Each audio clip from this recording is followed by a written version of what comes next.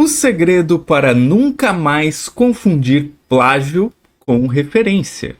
Continue aqui comigo se você quer entender a diferença entre referência e plágio, evitando alguns dos erros mais comuns, inspirar-se em grandes autores e cineastas, aprendendo a usar referências de forma criativa, identificar e prevenir o plágio acidental nas suas obras e muito mais. Eu sou Vilto Reis, escritor de fantasia, professor de escrita criativa e roteirista de quadrinhos. E antes de entrarmos no assunto do vídeo de hoje, eu tenho uma proposta que vai transformar a maneira como você escreve.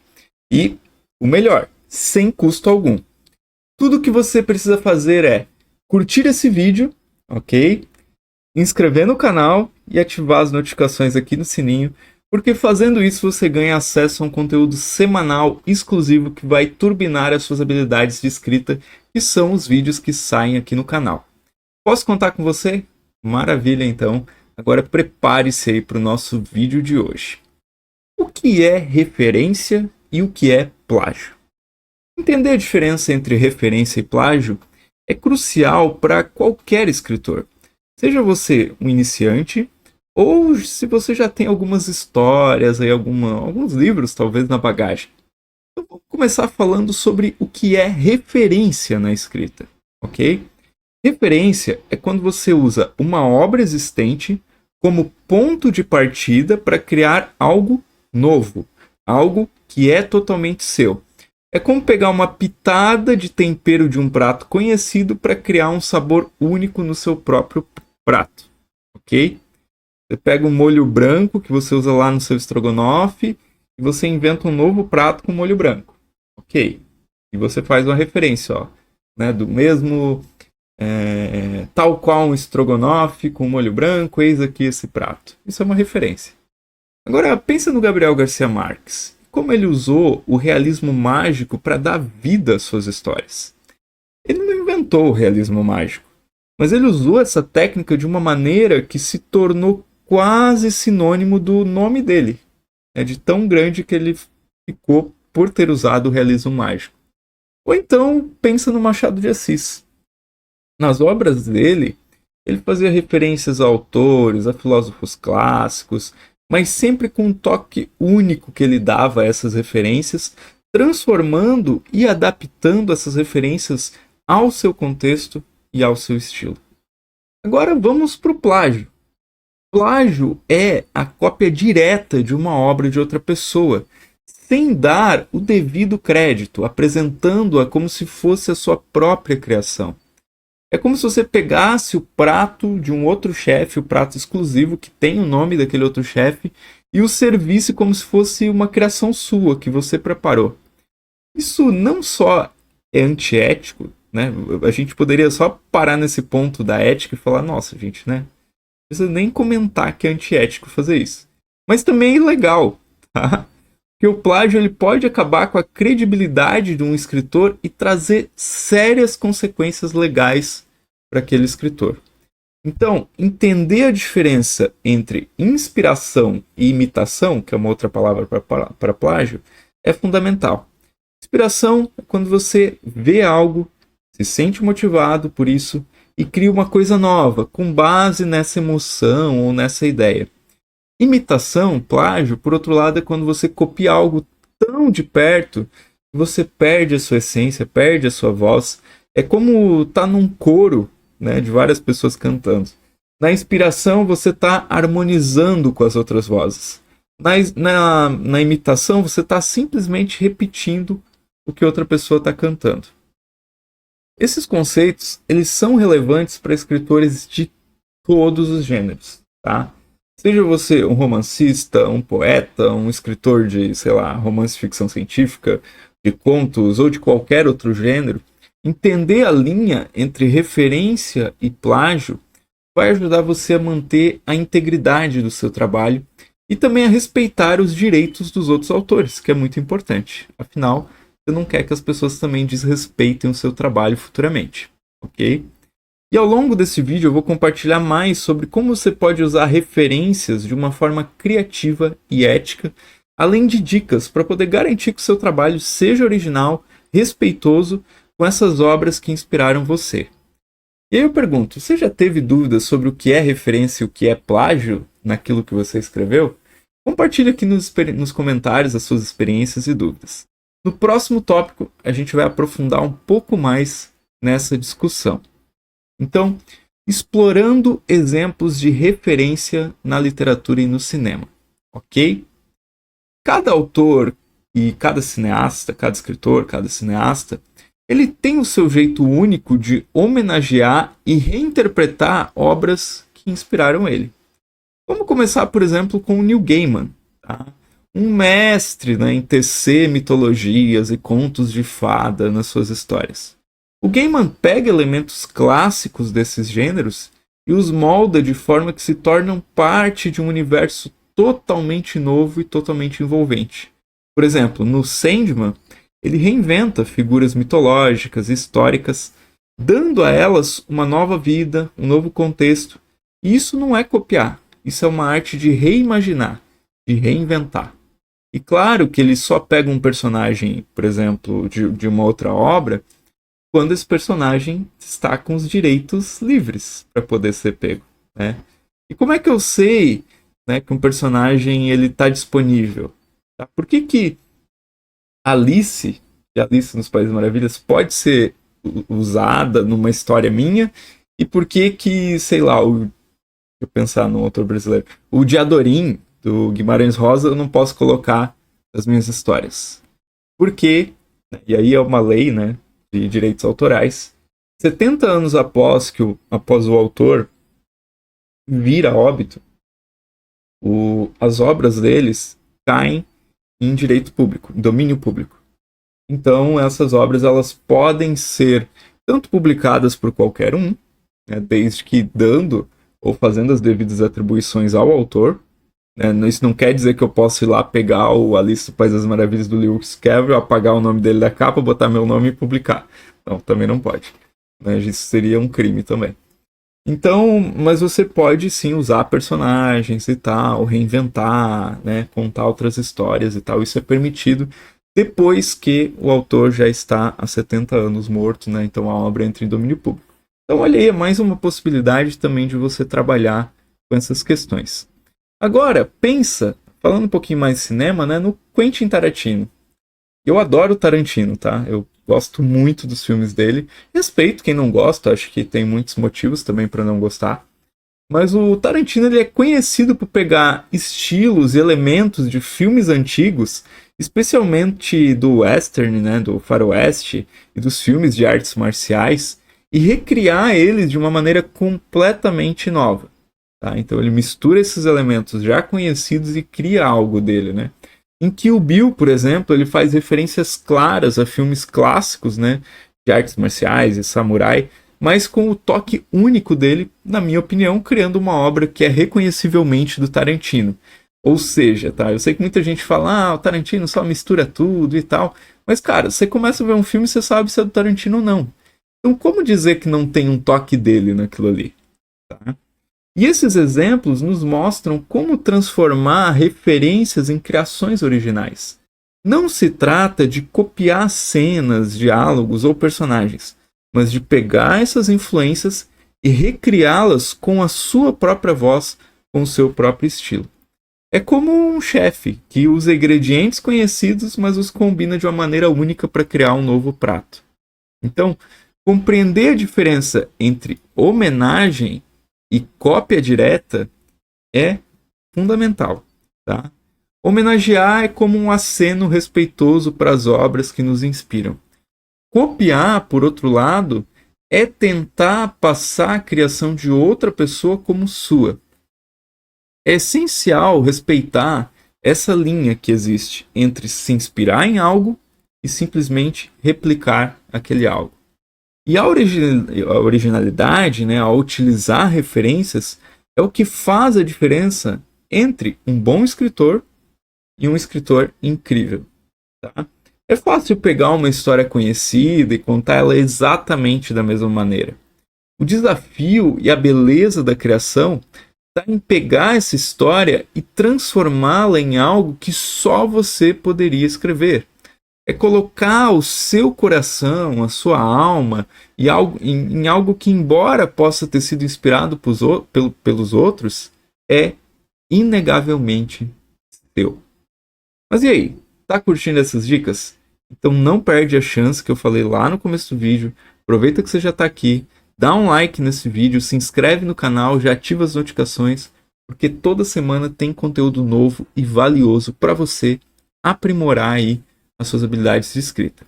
E fique ligado porque no próximo tópico eu vou te explicar como evitar algo que pode acabar com a sua carreira de escritor.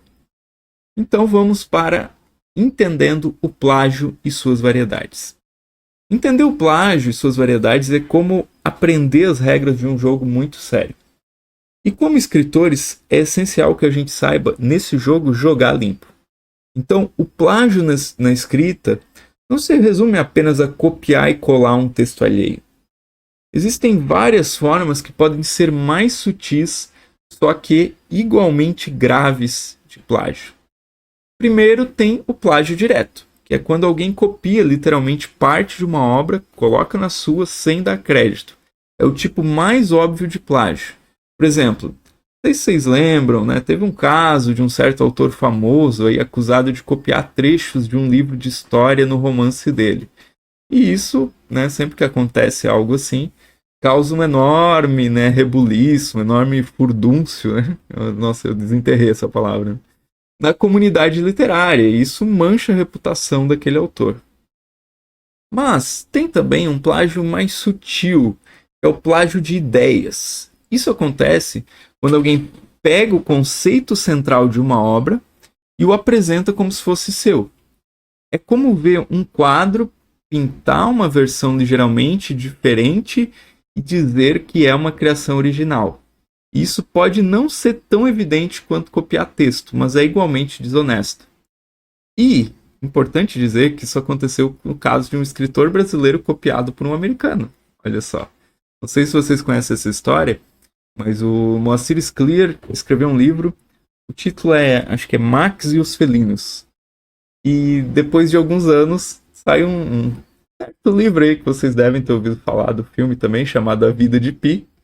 E a ideia, o conceito central da história é exatamente o mesmo. Né? Então o Moacir processou esse autor, depois o autor confessou também e tal. Enfim, coisas que acontecem. Tá? Então, essas consequências do plágio, elas vão além das questões legais. Claro, tem o risco de processos judiciais e a obrigação de pagar indenizações, mas também tem o dano à integridade, à credibilidade como escritor. Uma vez que você é marcado como um plagiador, é difícil apagar essa mancha da sua reputação. Tá? Mas também tem um outro plágio, o plágio acidental. Ok? Como assim, Vilton, né? Isso acontece, por exemplo, quando a gente absorveu tantas histórias que a gente acaba incorporando ideias de outras pessoas sem perceber. Para evitar isso, sempre que uma ideia me parecer familiar, o que eu faço? Eu faço uma pesquisa cuidadosa para garantir que eu não estou usando o trabalho de outra pessoa. Por quê? O impacto do plágio na comunidade literária é muito pesado, é muito profundo. Tá? Cada caso de plágio enfraquece a confiança entre escritores, entre editores, entre leitores. Afinal, a literatura ela é construída, né, sobre essa confiança de que as obras que lemos são frutos da imaginação e do esforço do autor. E falando em confiança e imaginação, eu tenho um canal no Telegram onde a gente criou um espaço super bacana, onde eu lanço desafios de escrita, compartilho dicas e você ainda pode interagir com outros escritores. E para acessar esse canal é só você clicar no link que está aqui na descrição. É 100% gratuito. E agora prepare-se porque no próximo tópico a gente vai explorar algo que todo escritor precisa saber. Que são dicas para usar referências de forma ética, mas criativa no seu trabalho. Quando se trata de usar referências na escrita, de novo, é como caminhar numa corda bamba ali entre a inspiração e a originalidade. Né? Eu quero compartilhar com vocês algumas dicas que me marcaram aí ao longo do caminho para fazer isso de uma forma ética, porém criativa. Primeiro, as pesquisas apropriadas são fundamentais, tá? Sempre que você se deparar com um tema que te interesse, vai fundo. E mais do que isso, vai além do óbvio, buscando diferentes fontes, diferentes perspectivas, ok? Detalhe, né? Tem um vídeo aqui muito bom, né, sobre pesquisa, sobre lugares para pesquisar, que eu lancei recentemente aqui no canal. Eu vou deixar aqui no card, no final do vídeo, caso você, né, queira aí ir mais a fundo nesse tema, ok? Então, seguindo aqui, por exemplo, se você está escrevendo sobre mitologia nórdica, você não pode se limitar apenas às histórias mais conhecidas. Por exemplo, sei lá, ao que você viu nos filmes da Marvel. E, assim, tem um pouco de mitologia nórdica, mas já bem pouco, né? Então, você não pode se limitar apenas a essas fontes. Você tem que explorar, ir mais fundo, ver o que historiadores falaram, procurar estudos acadêmicos sobre o assunto. E isso dá um panorama mais amplo, evita que você reproduza uma interpretação que já existe sobre aquele tema. Ok? E a chave para poder integrar referências sem cometer plágio e torná-las suas é essa. Tá? Então pensem como diretores de cinema, por exemplo, fazem remakes, né, dos filmes antigos. Eles mantêm a essência, mas eles trazem um novo olhar, uma nova perspectiva sobre aquela história. E na escrita você pode fazer o mesmo. Tá? Você pode pegar uma ideia e se perguntar como é que eu contaria essa história. Muda o cenário, desenvolve os novos personagens e dá um final diferente. Pronto, você tem uma outra história, uma história original. O Akira Kurosawa, diretor de cinema japonês, pegou histórias do Shakespeare, recontou elas no Japão feudal, com a estética dele, e pronto. Ele tinha uma nova obra, uma obra original. Então, manter um equilíbrio entre inspiração e originalidade é uma dança com as palavras.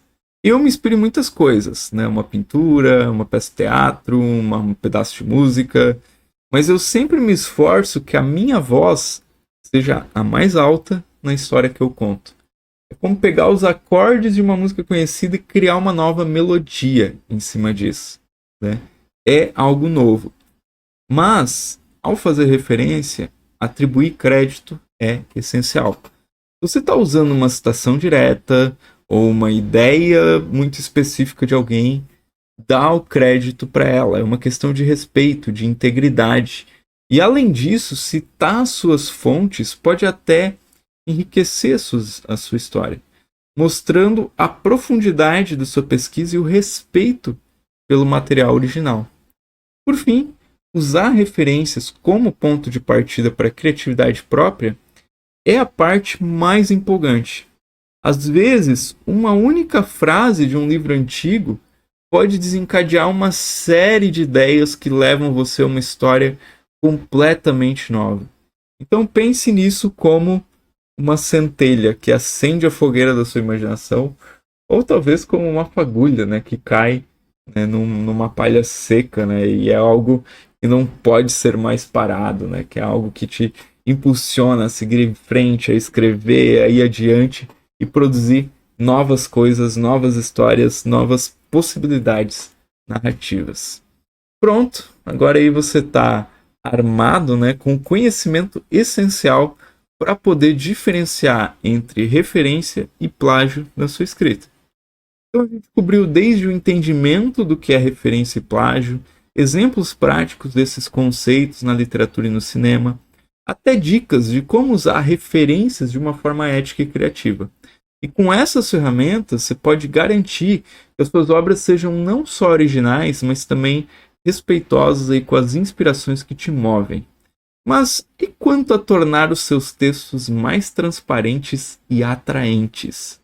No meu próximo vídeo, eu vou revelar técnicas que vão transformar a sua escrita, fazendo com que seus textos sejam aqueles que todos querem ler.